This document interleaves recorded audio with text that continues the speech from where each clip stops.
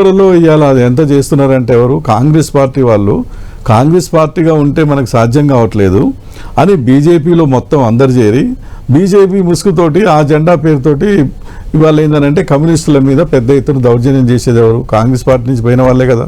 విగ్రహాలు తీసేసేది కూడా వాళ్ళే కదా. కాబట్టి ఏంటంటే ఈ పద్ధతి అంత ఉంది. కానీ కేరళ రాష్ట్రంలో నాయకుల మధ్య తేడాలు ఉంటాయి. కాంగ్రెస్ పార్టీలో ఇప్పుడు మీరందరూ కూడా యూనిట్ గా ఉన్నారా? బీజేపీ మీకు సపోర్ట్ చేస్తుంది, అది దయ్యాలు వేదాలు వల్లించినట్టుగా ఉన్నది తప్ప బీజేపీ ఏ పరిస్థితుల్లో కూడా కమ్యూనిస్టులకు సహకరించదు. సిపిఎం రావాలని చెప్పి అది కోరుకోదు. బద్ధశత్రువే కమ్యూనిస్టులు. మొదటి నుంచి కూడా బీజేపీ వాళ్ళు చెప్పేది కమ్యూనిస్టులే మాకు ప్రధానమైన శత్రువులు, సైద్ధాంతికంగా వాళ్ళే మమ్మల్ని ఎదుర్కొనేది అని చెప్పేసి అందరికీ. రేవంత్ రెడ్డి గారి వ్యాఖ్యల ప్రభావం ఏంటి? ఒక రకంగా చెప్పాలంటే ఏం చెప్తారు? రేవంత్ రెడ్డి గారు ఆ వ్యాఖ్యానాలు చేయటం వల్ల ఎంతవరకు ఉపయోగం ఏంటి అని చెప్పానంటే ఆ వ్యాఖ్యానాలు చేయటం వల్ల అక్కడ మాకే లాభం జరుగుద్ది. ఎందుకంటే ఆయన పరిపాలన కర్ణాటకలో కాంగ్రెస్ గవర్నమెంట్ ఎట్లా పనిచేస్తుందో చూస్తున్నారు. ఇప్పుడు మన తెలంగాణ రాష్ట్రంలో కాంగ్రెస్ గవర్నమెంట్ ఎట్లా నడిపిస్తారో చూస్తున్నారు. మరి ఇక్కడ వీళ్ళు ఏం ఆదర్శాలు ఉన్నాయని చెప్పేసి అక్కడ కేరళ గవర్నమెంట్ వామపక్షాల కంటే ఎక్కువగా ఇక్కడ చేసింది ఏమీ లేదు. అదంతా చూస్తున్నారు.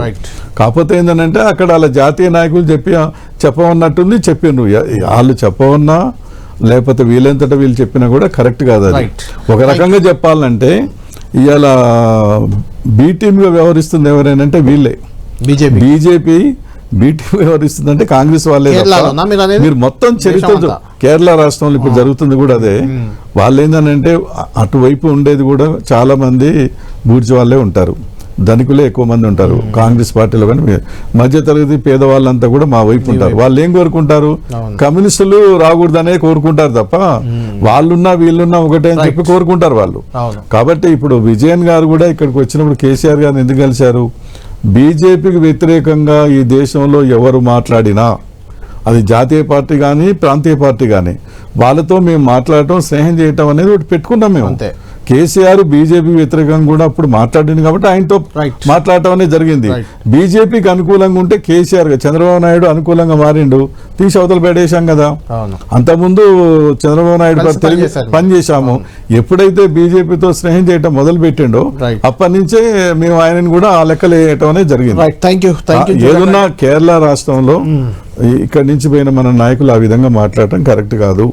తర్వాత ఏంటంటే అపరిచితుల్లాగా ఇక్కడనేమో కమ్యూనిస్టులను మెచ్చుకొని అక్కడనేమో కమ్యూనిస్టులని బూతులు తిట్టడం అంటే సరైనది కాదు. అది వాళ్ళు వెనక్కి తీసుకోవాలి. కేరళలో మళ్ళీ 3వ సారి లెఫ్ట్ గవర్నమెంట్ రాబోతుంది. ప్రజలు మాకు అనుకూలంగా ఉన్నారు.